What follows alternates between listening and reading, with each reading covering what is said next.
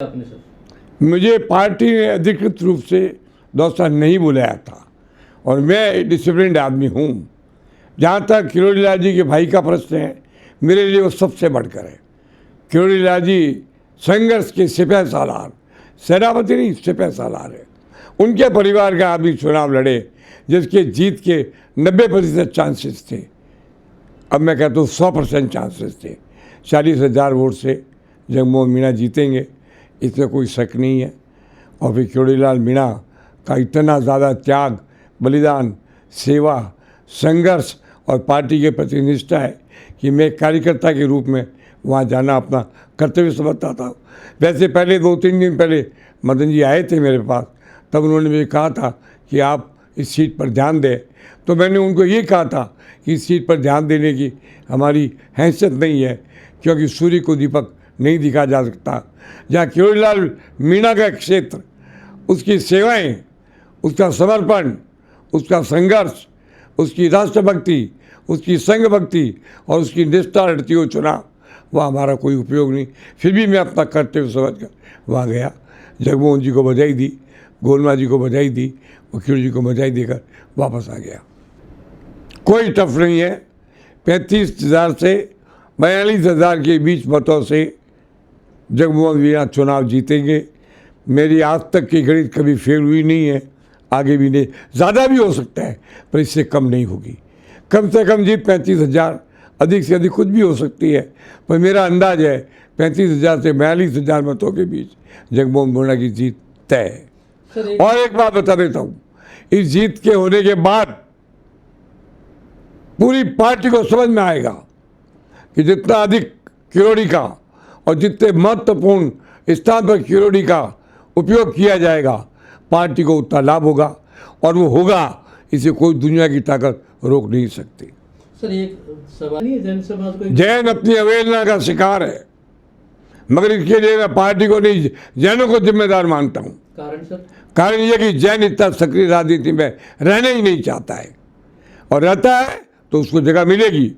वसुंधरा के राज में गुलाब चंद कटारिया, मैं भी कैबिनेट मंत्री था, गुलाब जी थे, महावीर प्रसाद जैन था, प्रताप सिंह था, सिंघवी था, सब थे।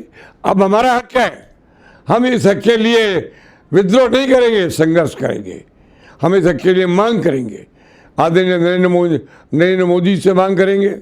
और मुझे पक्का विश्वास है, Jain for Jain, all Jain one, all Jain एक होकर अगर मांग करेंगे तो जिस प्रकार है अधिक से अधिक संख्या में जैनों को महत्व मिलेगा, ये मेरा विश्वास है। सर अभी चाहे राज्य सरकार हो चाहे केंद्र सरकार हो, जैन समाज का कितना प्रतिनिधित्व है, कितना परसेंट है? नहीं, हमारा एक भी सांसद नहीं है केंद्र में, एक भी नहीं है, पूरी भाजपा में नहीं है। ये हमारा दुर्भाग्य है, हमारी कमजोरी है। लेकिन इसके लिए मैं उत्तरदायित्व डालना चाहता हूँ। राष्ट्रीय स्वयं संघ, जिसकी रगों में जैनों का बहुत बड़ा सेक्रीफाइस, त्याग और समर्थन है, वो इस पर ध्यान देंगे।